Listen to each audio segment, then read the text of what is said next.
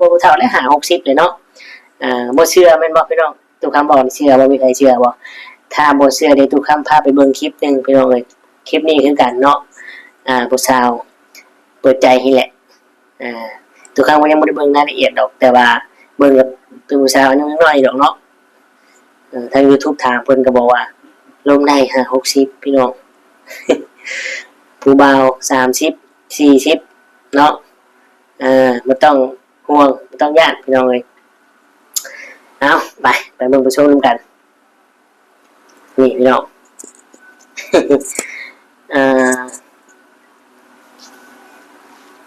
เป็นคลิปของมาคำไพ่พี่น้องเนาะ1 วันที่แล้วเราไปถ่ายสูงอายุประมาณสมัยเนาะ30 ปีก็ได้30 ปีก็ได้10 ปีก็ได้30-50 ปีแบบนี้ประมาณจะปีแบบเจ้าลงได้ประมาณ60 ไป10พี่น้อง30 ล้าน10น้องยังไงนะพูด60 กว่า70 ครับ10เอาแต่น้องมาไทยอย่าได้น้องมาไทยเนาะคนอย่างว่าน้องเพิ่นจะแข่งน้องจะถึงแม่ตรงนั้นก็คือคนอายุประมาณ70ลงได้เลยที่ได้บ่อันนี้ค่าใช้จ่ายโรงงานอะไรอันนี้ก็ต้องรอคุยกันก่อนเนาะคาสิตัดสินใจปุ๊บประเดี๋ยวก็คือปฏิเสธเพราะบางคนก็อายุหลายแต่ว่าเขาเบิ่งหน้าตาดีเนาะอะไรเงี้ยบริเกตอะไรเนี่ยโดยแม่นเลย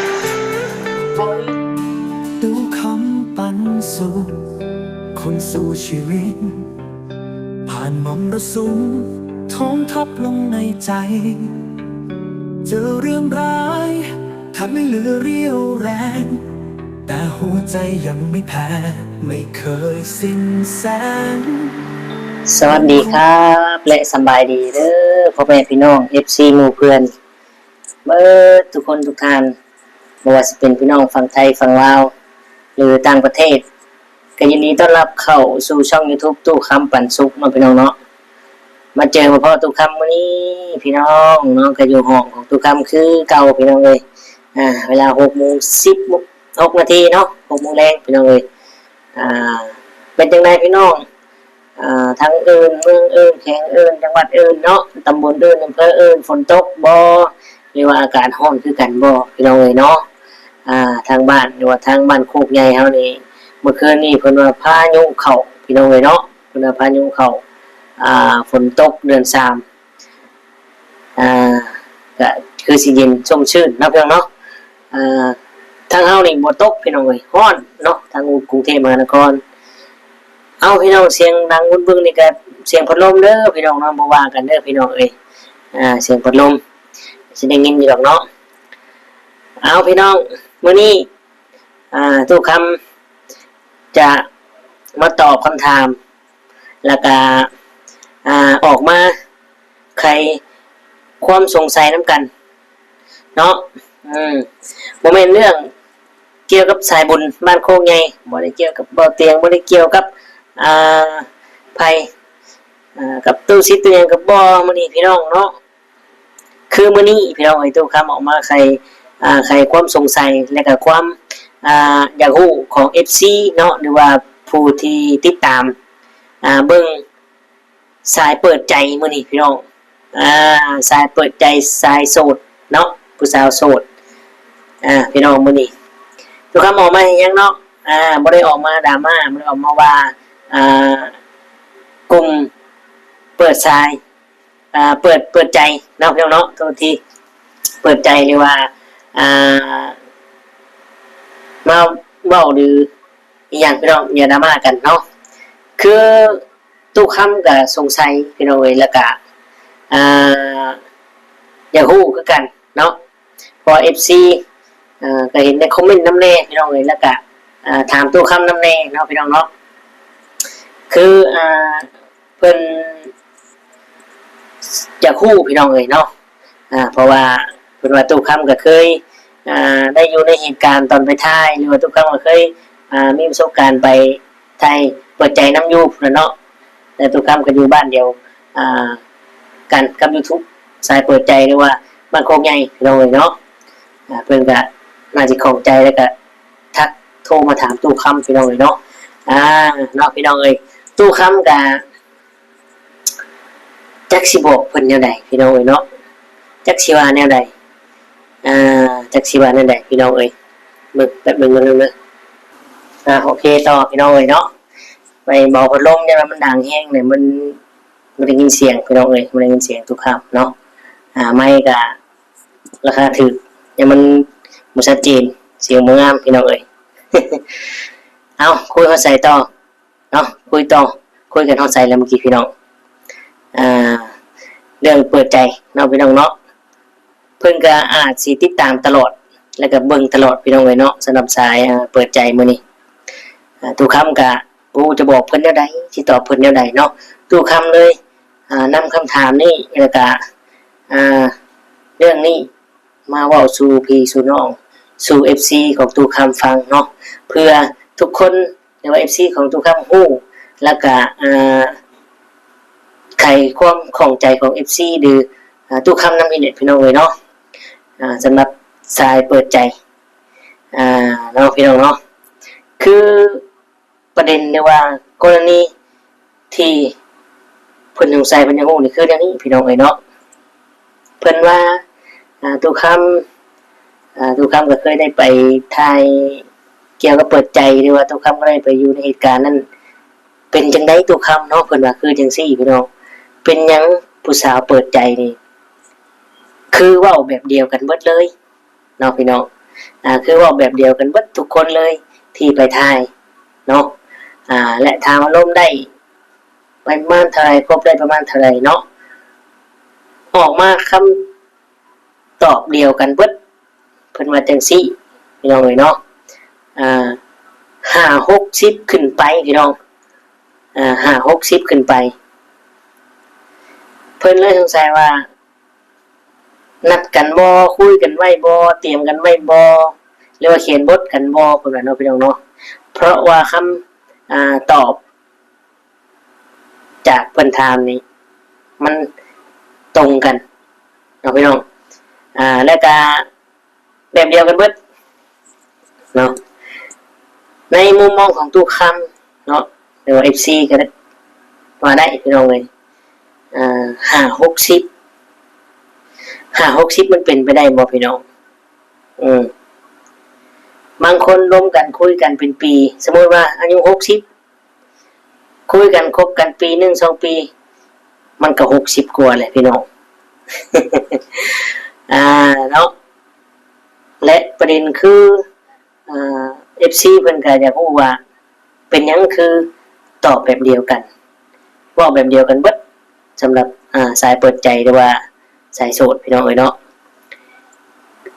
คอมเมนต์มาพี่น้อง FC ทุกคำคอมเมนต์มาและบอกว่ามันเป็นจังไดเนาะพี่น้องและความคิดเห็นของ FC จะตรงกันบ่เนาะจะเป็นแบบใดพี่น้องคอมเมนต์มาเด้อพี่น้องเนาะระหว่างผู้สาว20ปลายเนาะ20กว่าพี่น้อง20กว่าเนาะเปิดใจเพิ่นถามก็บอกคุยหา60ขึ้นไปคุยล่มได้คืออันนี้ก็แม่นความเพิ่นได้พี่น้องทุกคำก็ยังสงสัยว่าคือคุยฮอดพุ่นเนาะพี่น้องคืออยากล่มมาผู้เฒ่าหรือว่าสายเปิดใจผู้เฒ่าแหละเนาะพี่น้องเอ้ยก็ผู้เฒ่าและหา60เลยเนาะบ่เชื่อแม่นบ่พี่น้องทุกคำบอกเชื่อบ่มีใครเชื่อบ่ถ้าบ่เชื่อเดี๋ยวทุกคำพาไปเบิ่งคลิปนึงพี่น้องเอ้ยคลิปนี้คือกันเนาะผู้สาวเปิดใจนี่แหละทุกครั้งว่ายังไม่ได้เบิ่งรายละเอียดดอกแต่ว่าเบิ่งกับตัวผู้สาวยังน้อยดอกเนาะทาง YouTube ถามเพิ่นก็บอกว่าลงได้60พี่น้องผู้บ่าว30 40เนาะบ่ต้องห่วงบ่ต้องย้านพี่น้องเอ้ยเอาไปเบิ่งไปชมกันนี่พี่น้อง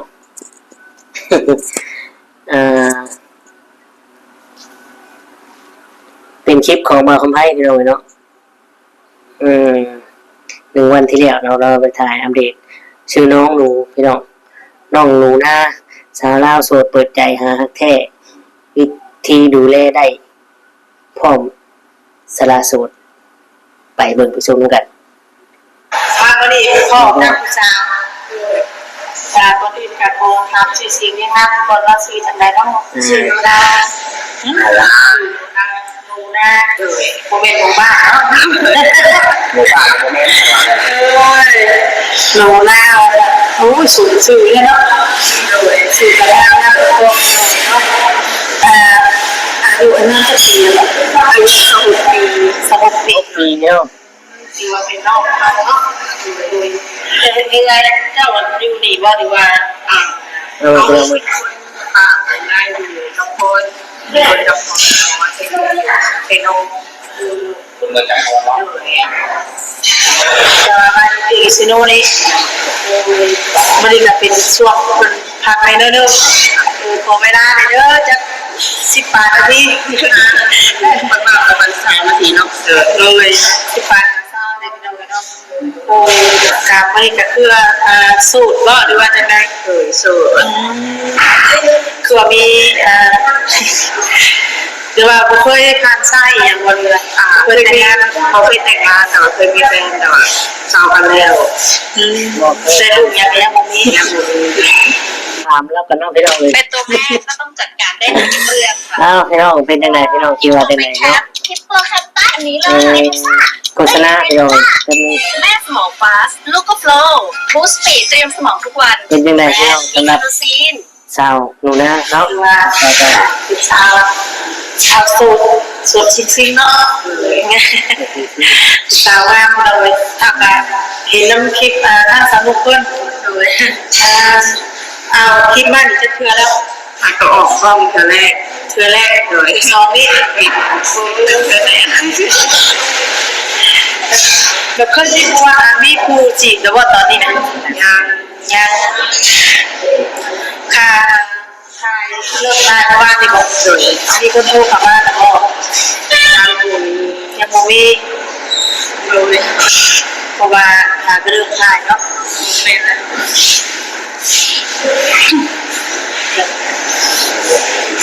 คือว่ามาเฮ็ดเบี้ยให้พอจะว่าเป็นผู้ซอยเป็นอยู่แค่นี้ตื่นเลยมันเดือนสูงบ่อยอยู่ประมาณล้าน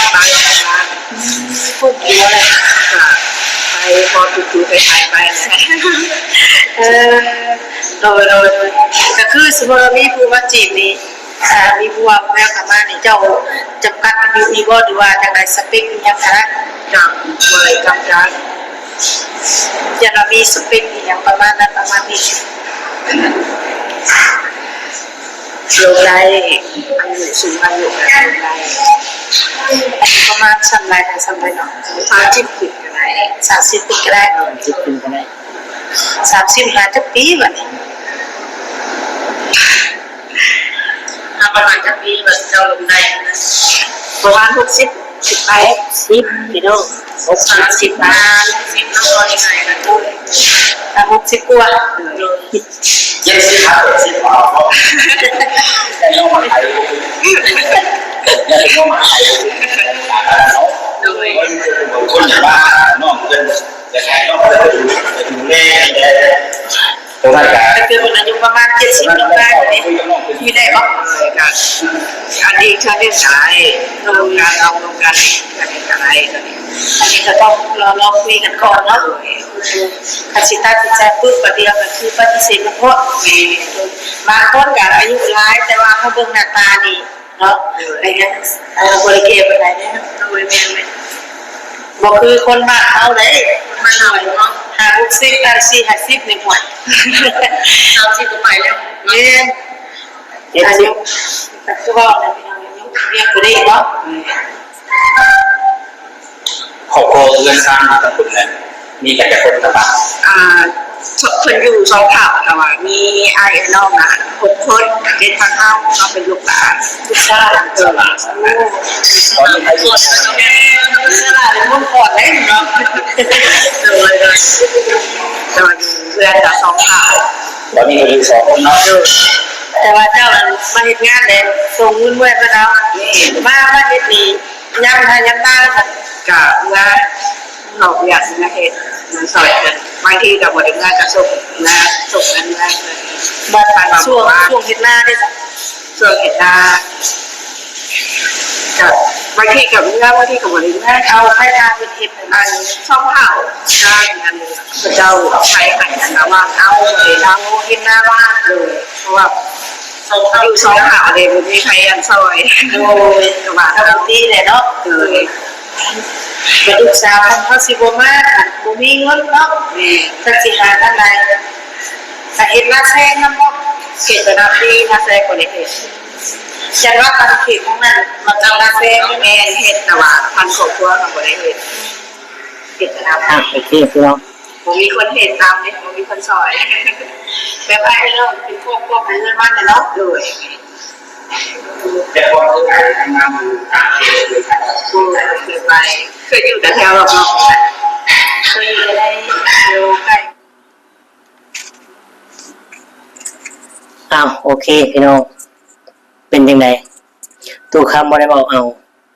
ตู้คำบ่ได้บอกนี่คือคลิปจริงๆและเราเอาอีลี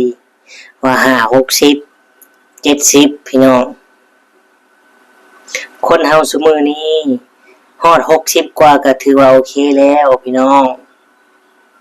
สำหรับตู้คำเนาะตอบได้เลยว่ามันเป็นไปบ่ได้ดอกพี่น้องถ้าบ่แม่นเนื้อคู่กันดีๆถ้าบ่มีบุญวาสนาตักบาตรรวมขันมาแต่ชาติปางก่อนแต่ใดมาเนาะพี่น้องแต่กันหน่อยนะพี่น้องเนาะอายุ26ปีได้พี่น้อง26ปีเนาะสำหรับFC เนาะหรือผู้ที่สงสัยในว่าอยากรู้ผู้ที่ถามตู้คำก็ตอบให้ได้เลยแบบประมาณนี้แหละว่ามันเป็นไปได้บ่พี่น้องเนาะมันเป็นแบบบ่ได้หรอกเนาะ FC ของตู้คำว่าจังได๋พี่น้องคิดพิจารณาเบิ่งกันอยู่พี่น้องสำหรับ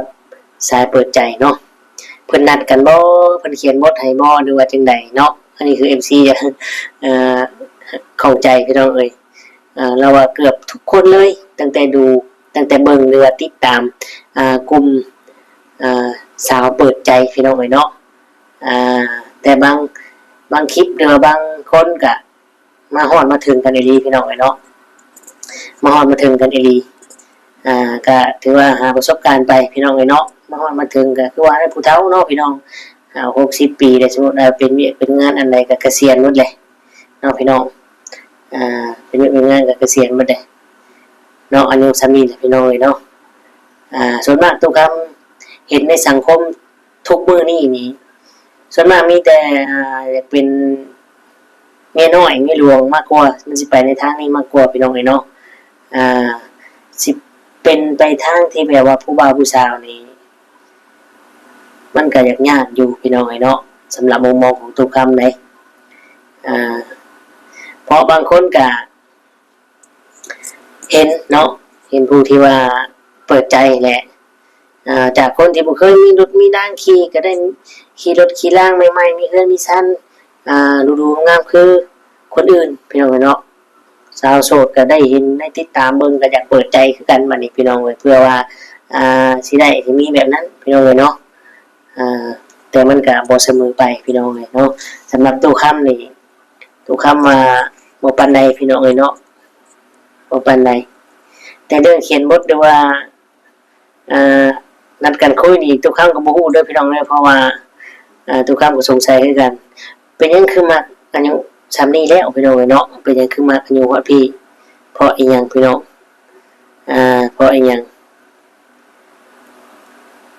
เพราะว่าอยากสบายบ่หรือว่าจังใดเนาะพี่น้องเพราะว่าอายุซ้ำนี้นี่ถ้าว่าเรื่องฐานะหลักการนี่ก็คือว่าอะไรเนาะอายุซ้ำนี้เนี่ยก็ผ่านหยังมาเบิดนั่นแหละพี่น้องเอ้ยเนาะ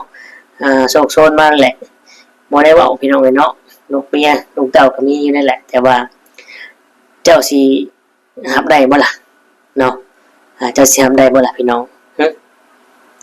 เอาพี่น้องก็ฝากไว้สำนี้เนาะสำหรับคลิปนี้หรือว่าเรื่องราวนี้ก็ขอขอบคุณกับคุณหลายๆเนาะที่เข้ามาเบิ่งมาชมกดไลค์กดแชร์ให้ทุกคำขอบคุณกับคุณหลายๆพี่น้องเอ้ยเนาะเรื่องนี้ก็บ่ดราม่ากันเนาะแล้วก็ชมเบิ่งเพื่อความบันเทิงพี่น้องเอ้ยเนาะแล้วก็ แสดงความคิดเห็นแน่บอกแน่ว่า FC ของตุกคำคิดคือกันบ่เนาะคิดคือกันกับตุกคำคิดบ่เป็นไปได้บ่จังไดก็คอมเมนต์มาพี่น้องเอ้ยเนาะโอเคคลิปนี้ก็ฝากไว้สำนี้พี่น้องเอ้ยขอบคุณหลายๆเด้อเนาะที่เขาเอามาชมฝากกดไลค์กดแชร์กดติดตามในพี่น้องเอ้ยเนาะสำหรับเรื่องน้องมะนาวนี่ก็ติดตามว่าเพิ่นจะให้ไปต่อยาให้เนาะเรื่องสาวบัวท้องใหญ่นี่ก็บ่เห็นเขาเจ้าไปอัปเดตพี่น้องหรือว่าเพิ่นหายดีแล้วบ่หรือว่าจังไดเนาะพี่น้องเนาะทางสาวบัวท้องโตนะพี่น้องว่าเราเป็นไตระยะ4นะพี่น้องบ่เห็นไปอัปเดตเดี๋ยวนี้เนาะโอเคพี่น้องกุดไนท์เนาะราตรีสวัสดิ์นอนพักผ่อนบัดนี้ค่ำมืดโอเคบ๊ายบายสบายดีสวัสดีครับ